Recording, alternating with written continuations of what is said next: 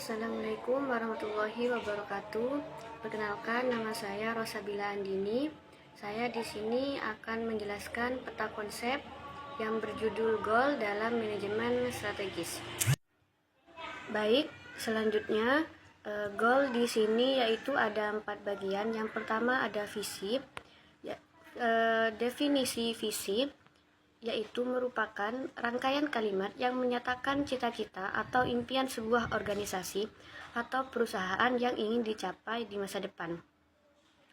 Menurut Ismail Solihin, pernyataan visi menunjukkan arah strategis perusahaan untuk mencapai berbagai hasil di masa mendatang sehingga akan menuntun pengarahan sumber daya perusahaan bagi pencapaian berbagai tujuan tersebut.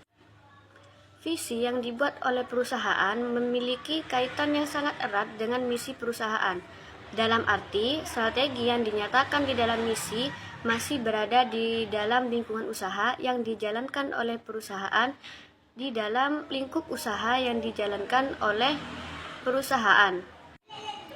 Selanjutnya yaitu karakteristik visi.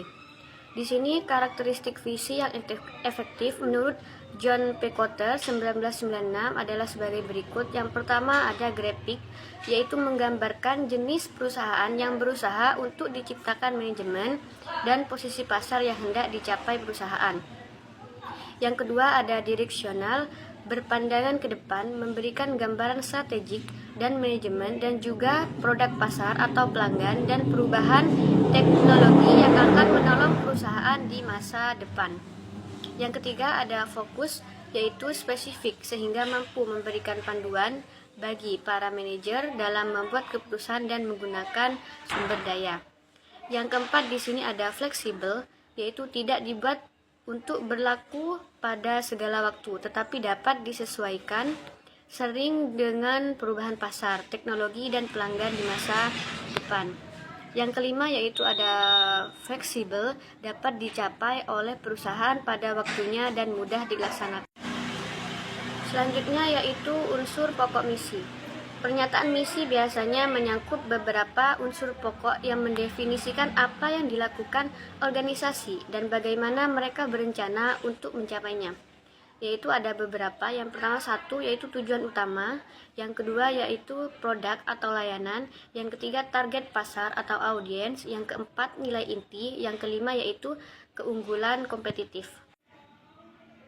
Selanjutnya yaitu perumusan visi. Pernyataan visi perusahaan seringkali dirancang untuk menyatakan aspirasi dari kepemimpinan eksekutif. Hal ini lebih lanjut diungkapkan oleh Heck dan Majluf dalam Agdon 2007 bahwa visi adalah pernyataan yang merupakan sasaran untuk yang pertama mengkomunikasikan alasan keberadaan organisasi dalam arti tujuan dan tujuan pokok, memperlihatkan framework hubungan antara organisasi dengan stakeholder atau sumber daya manusia organisasi, konsumen atau citizen, pihak lain yang terkait. Yang kedua yaitu menyatakan sasaran untuk kinerja organisasi. Ada beberapa hal penting yang perlu diperhatikan tentang pernyataan visi.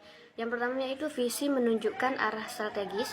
Yang kedua visi lebih menunjukkan apa yang ingin dicapai, bukan bagaimana cara mencapainya. Seperti pernyataan tujuan jangka panjang, visi bisa berupa hasil akhir, misalnya besar pendapatan dan keuntungan, besar pangsa pasar. Bisa juga berupa kemampuan, misalnya mampu memproduksi biodiesel dengan oktan tinggi. Yang ketiga yaitu visi dan goal berbeda dalam jangka waktu pencapaian. Goal adalah suatu langkah yang harus dicapai dalam jangka waktu tertentu untuk mencapai visi yang diinginkan. Yang keempat yaitu visi merupakan representasi dari keyakinan mengenai bagaimanakah seharusnya bentuk organisasi perusahaan di masa depan dalam pandangan pelanggan, karyawan, pemilik, dan stakeholder lainnya. Selain untuk memacu arah organisasi, pernyataan visi yang baik seringkali mampu membangkitkan semangat karena anggota organisasi merasa yakin bahwa organisasinya memiliki masa depan yang cerah. Selanjutnya yaitu definisi misi. Misi adalah suatu pernyataan tentang apa yang harus dikerjakan oleh perusahaan atau lembaga dalam usaha mewujudkan visi tersebut.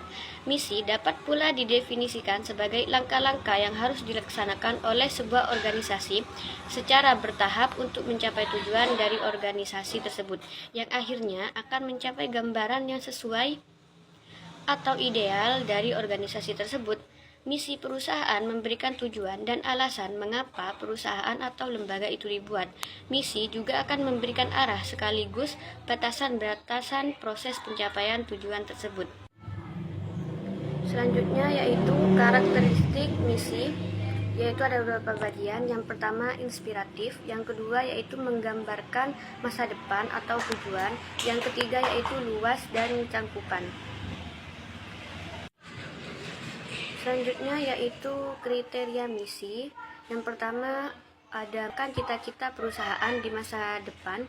Yang kedua itu singkat, jelas, dan fokus. Yang ketiga yaitu realistis dan sesuai kompetensi organisasi. Selanjutnya yaitu perumusan misi.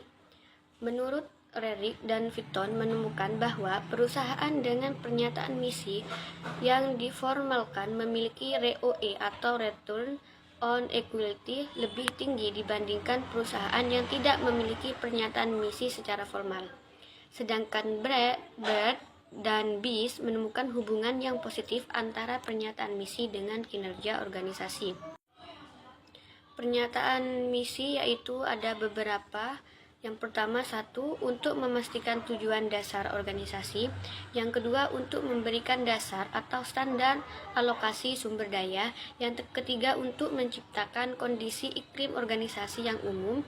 Yang keempat, untuk menjadi titik utama individu dalam mengidentifikasi tujuan dan arah organisasi, serta mencegah yang tidak sejalan untuk berpartisipasi lebih jauh dan aktivitas organisasi. Yang kelima yaitu untuk